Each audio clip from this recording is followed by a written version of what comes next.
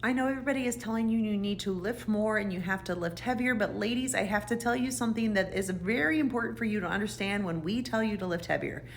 It also means lift safely heavier. If you are doing any overhead activity, let's talk about an overhead press. You may not have the mobility in your shoulder. You may not have the strength in your scapular stabilizers or your rotator cuff to safely do the overhead press. Today, during data collection day for my research study, this came up several times. And you know what? You're right. We have been telling you, hey, you gotta lift, but then you get hurt doing that overhead press because you were trying. You heard us say lift more, so you lifted more, and then your rotator cuff said, "Pfft," because you didn't have enough mobility. Because guess what? Let me show you.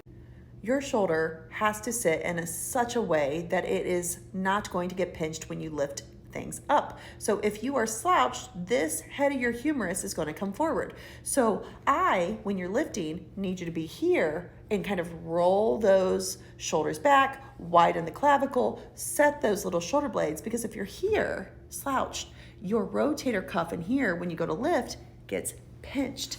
We call that shoulder impingement. So I need you to have enough mobility in your shoulder so that when you lift your humerus up, the humeral head rolls, then slides.